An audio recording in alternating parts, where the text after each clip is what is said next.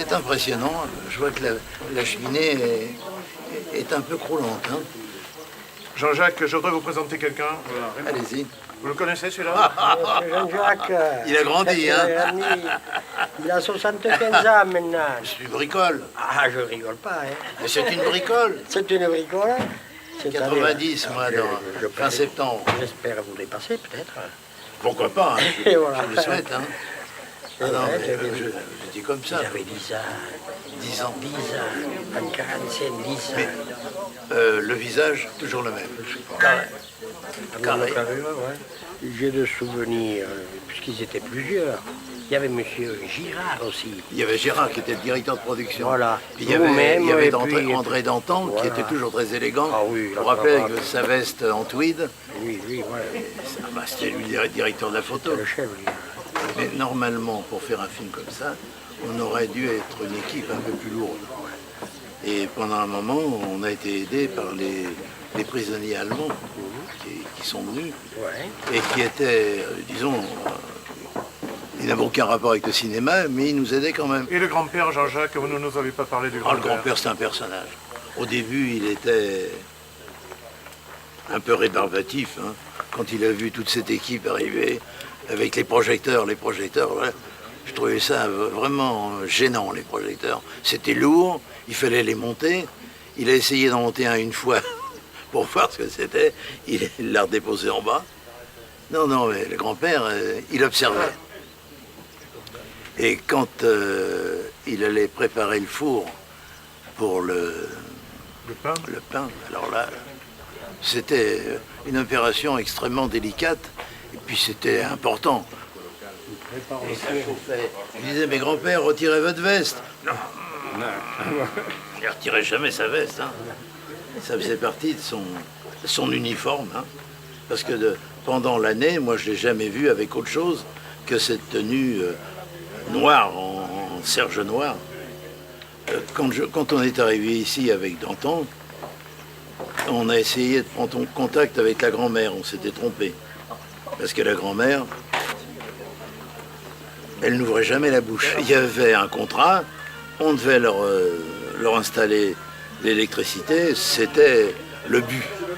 On arrivait dans un monde un peu différent. Hein. Ah oui. Déjà, c'était une communauté ici, c'était un groupe. Le grand-père, Berthe, Roch, qu'on voyait partir le matin, aller faire je ne sais quoi là pour les animaux. Et puis, c'était très, très serré. Hein. Et nous, quand on est arrivé dans ce groupe, ça a un peu gêné. Et puis, attention, quand on leur a dit bonjour, ils nous auraient pas dit « On ne savait pas ce que c'était. C'était leur langue. » Mais ça s'est arrangé après? Ah oui, ça s'est arrangé. Mais le grand-père, c'était toujours le patois. Hein. On finissait par comprendre. Quand il répond ça, on savait de quoi il s'agissait. Ça a été chaleureux ici? Après la naissance du dernier bébé, du bébé de Berthe, ça a été un peu plus chaleureux. Parce que quand j'ai obligé Berthe à aller dans son lit, et que je lui ai mis, je vais vous dire tous les secrets, je lui ai mis de la glycérine sur le front, etc. Pour lui donner l'impression de transpirer et de serrer les draps, de les tirer, etc. De mimer un accouchement, oui. Oui, ça a été... Là, elle a dit, il n'y a pas d'erreur, il participe à notre vie.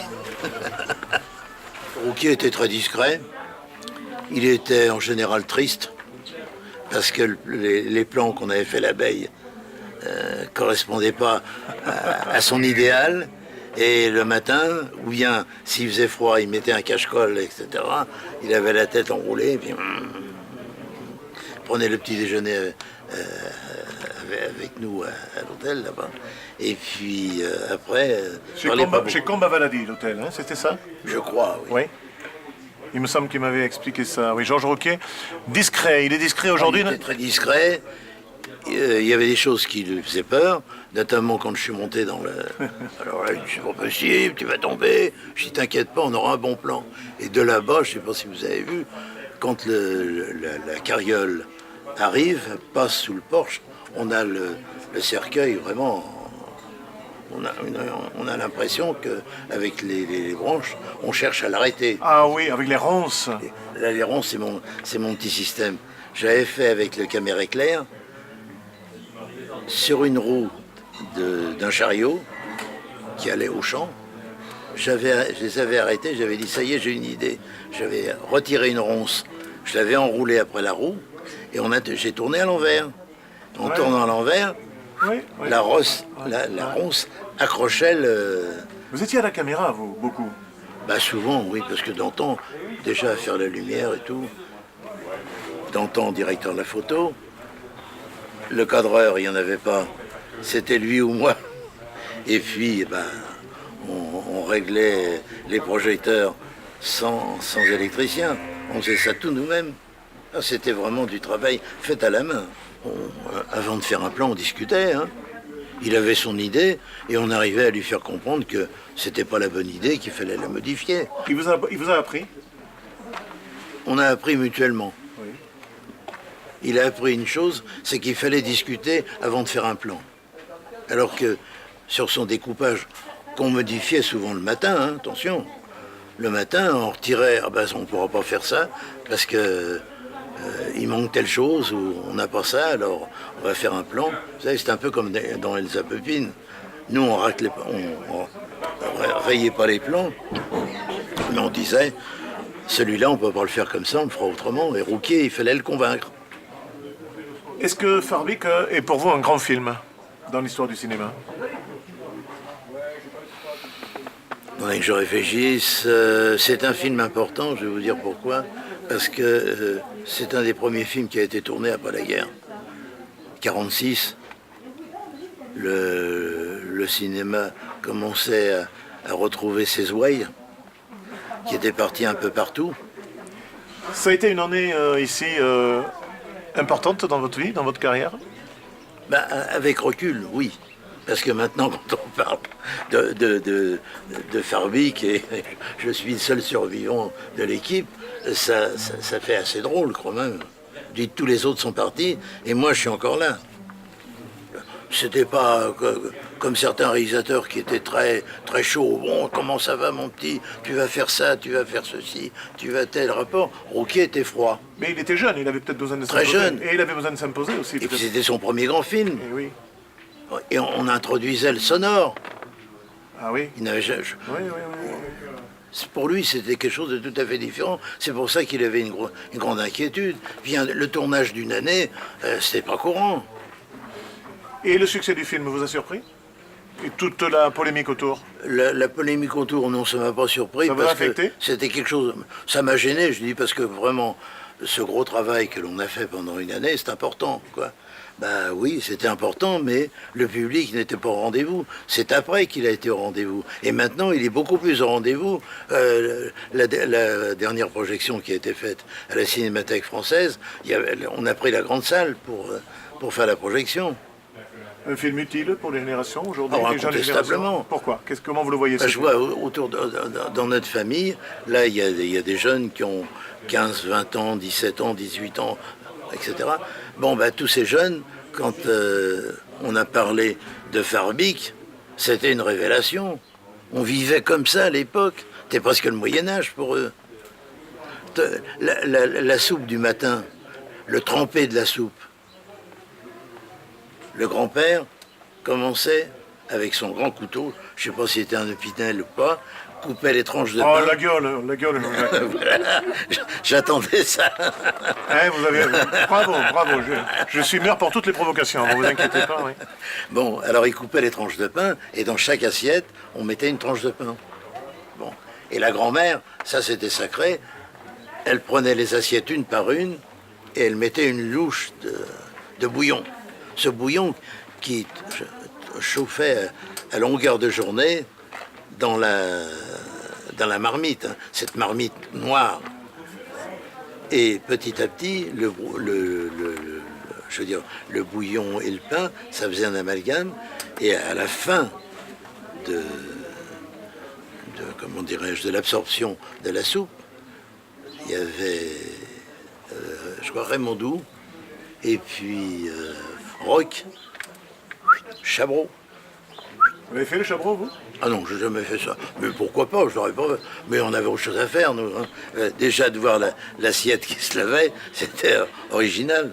Farbik, c'était une sorte de petite ville où tous les membres de la famille participaient à la fabrication, disons, de tout ce qui sortait de la terre et la fabrication, disons, de leurs éléments pour se nourrir, parce qu'ils n'allaient jamais souvent en ville pour aller chercher de la viande. Hein.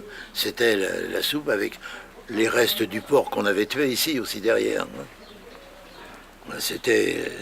C'est une époque qui a été complètement révolue, mais qui apprend maintenant aux jeunes qu'il ne suffit pas d'aller au supermarché, prendre un petit emballage sous cellophane et dire bah voilà la viande à midi, ou ça sera pour demain, ou les restes.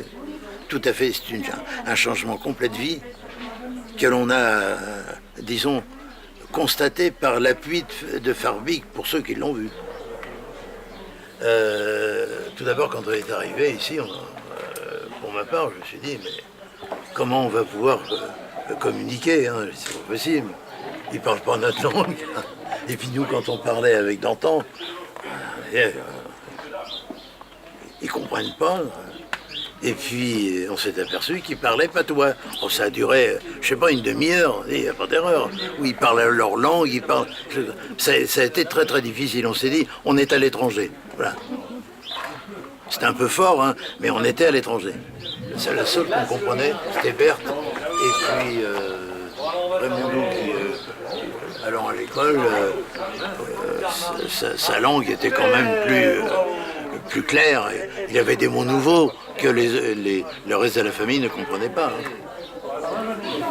Capite, se Johnsian tornau che faceva il battimento e che non può che posso fare per il prato, il era da pace. Johnsian, con gli italiani. On va ouvrir quand même ces journées de cinéma Goutrens qui sont le 2, 3, 4 juillet. Et on va commencer par cette soirée organisée dans la ferme de Farbik qui reste toujours quelque chose qui va perdurer, enfin j'espère. Et surtout je voudrais saluer la venue de monsieur Jean-Jacques Robuffat qui a été l'assistant réalisateur de Georges Rouquier sur le tournage de Farbik et qui a une multitude d'anecdotes sur le tournage. Et Yves Garrick, en l'occurrence, va se faire un plaisir de le faire parler énormément. Un homme qui s'appelait Georges Rouquier, et qui pour moi était un prophète. Chaque mot qu'il disait avait un poids extraordinaire. Et on sentait qu'il aimait les autres, qu'il aimait les hommes.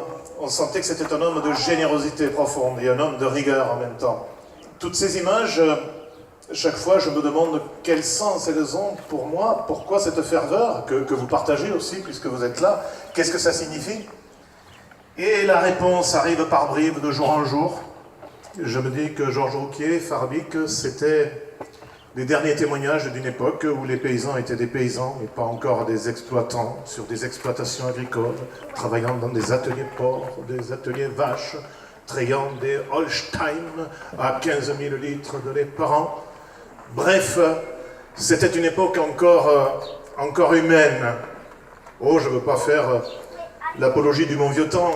Nous n'avons pas envie de vivre dans un musée, c'est évident. Mais il est bien évident que cette époque avait encore une âme, et que cette âme, eh bien, elle est en train de partir, emportée par les valeurs de l'argent. Je crois que vous partagez ça aussi, je vois à vos regards, à vos hochements de tête que vous êtes assez d'accord avec ça. Et peut-être que c'est ça le témoignage de Farbik finalement. Peut-être que c'est ça le message de ce Georges Rouquier qui nous réunit aujourd'hui, que nous n'en finissons pas de célébrer, pour lequel nous avons une telle ferveur.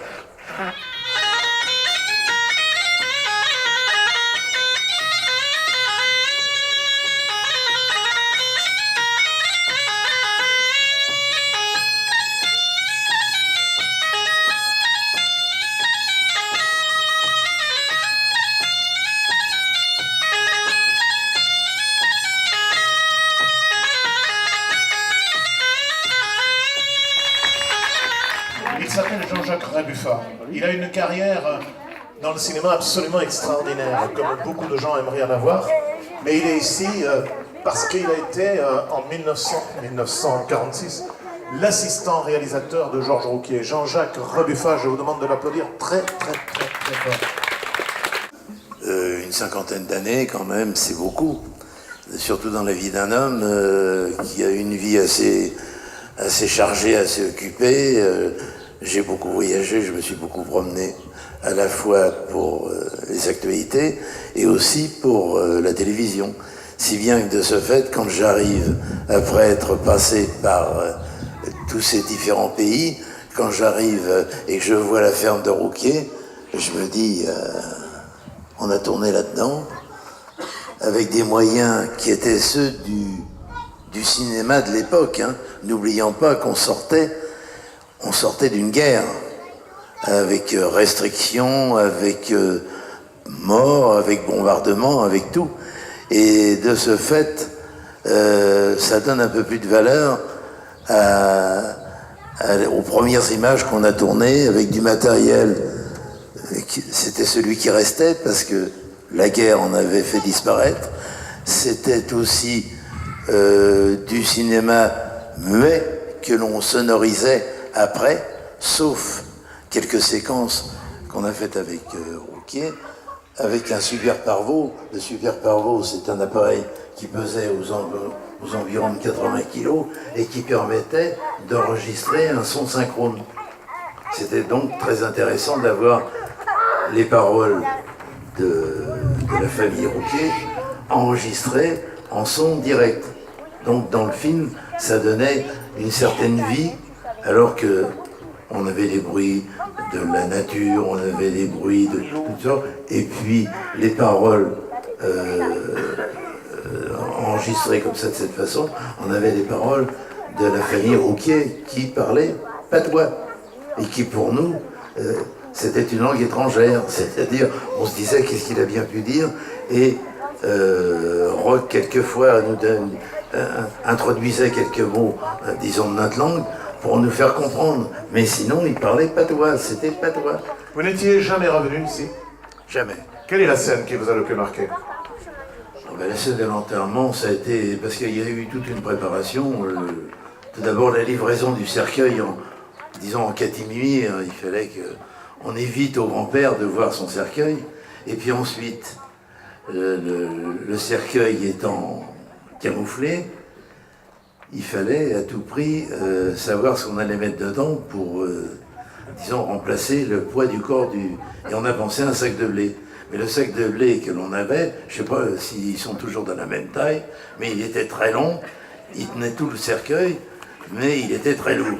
Si bien que ceux qui ont eu à sortir le cercueil avec le virage difficile de la cuisine vers la terrasse, il a fallu s'y reprendre à 3 fois à peu près, mais après le cercueil passant sous la voûte de la porte d'entrée, on a vu le mouvement uniquement au gros plan sur le cercueil, et ça a été un plan, disons, qui a beaucoup plu à Rouquier. Alors le film s'appelle Farbic ou les 4 saisons, donc le tournage a duré 1 an. 4 saisons. Un an presque à temps plein, vous avez été ici presque pendant 1 an à temps plein. On a commencé fin janvier, et puis parce qu'il ne faut pas oublier que la guerre n'était pas terminée.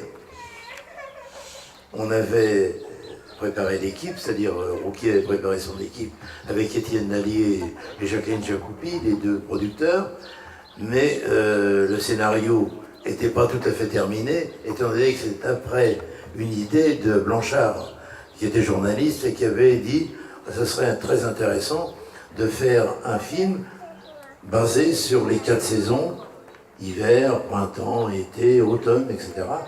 Et Rouquier avait, disons, c'est une bonne idée, il avait commencé son découpage, il avait fait un synopsis, mais on n'avait pas complètement terminé le découpage. Si bien qu'au fur et à mesure, il y avait des séquences qui avaient été prévues d'une certaine façon, qui ont été faites d'une autre façon. Mais ça s'est très bien passé de toute façon.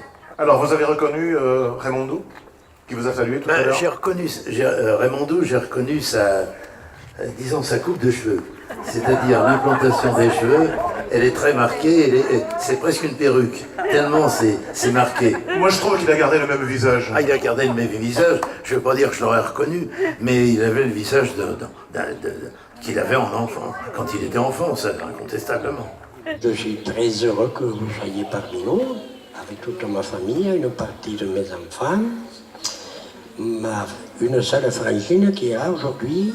Il en manque une qui a peu 6 ans. Il manque le dernier né, là, le petit Morissou, qui avait une paire de mois sur le film. Bon, je vous signale qu'il n'est pas né quand même le jour du tournage. Il avait quelques mois. Un pauvre Pepe me rappelle bien, parce qu'il s'occupava dell'Alfeda, o del motu, se vuole l'Alfeda, ne aveva una trentina pochi e vendeva qualche giorniera, ancora su un portafoglio, perché la retraite all'epoca era minabile, io avevo pas parcherie, e si era fatto un museo di cagnotto nel giorniere, e mi diceva tu rimondue, mi insegnavo a toccare sulle schine, sul reno, faccio un pulireno qui, che vuol dire che sono prete a vendere, voglio che faccio 35-40 kg, e voilà, quoi, faisais un museo d'argent, quoi. Je me rappelle pas quand je venais au pantalon pour lui. Mais quand même, je faisais qui con quitté, con la paille, et voilà. Je me rappelle de tout le film de Farabica, de tout le sens che si fu passato. A parte quando ero nelle scuole, poi che filmavo l'hotel, le papà e le mamma erano su progetture, e qua passavo l'ogneggio l'intero. So che quello pancato per il Cesè, voglio mettere un placio. Ma in altro quello regolato, facevano qua come un divertimento, erano contenti di come mancava le scuole. E voilà, e poi quando tornare in me, ma pas possibile, ma era in me drôle, era in me come qua, e voilà, quando facevo non tornava a vedere. So che vengono nel film, una buona annata per il film, e poi avevo trovato, per mai due film di Luca, protetto al Canada e tutto. Lo c'era un po' di un breve momento, poi tornai più tardi per fare che fare, non li posso applicare le fanzine.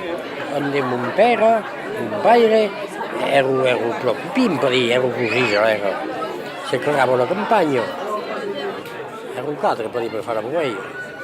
A sa che il 16 anni io la facevo pettare e la bottiglia al miece così quello. Torneggiavo il tuo della bottiglia e tombavo un po', la tombavo un po', la facevo pettare tutto lui, ancora del paesare, io avevo era morito, poi io avevo tutto un tonzo qui, ma è buono, se passava bene. Lo che canto si appellava Mulset, erano scritto tirocavolo, le cottate di Brocovino, tirocavolo, Mulset, e per esempio 48 anni, mi è venuto che l'appellava Lucionetto, un piccinello qui, Cionetto, io avevo che il Mulset, poi il Mulset, Lucionet, sul non si fa, quella Cionet che l'appellavo, l'ho visto di Veselga e Luca Trieme, che mi rappelle pas,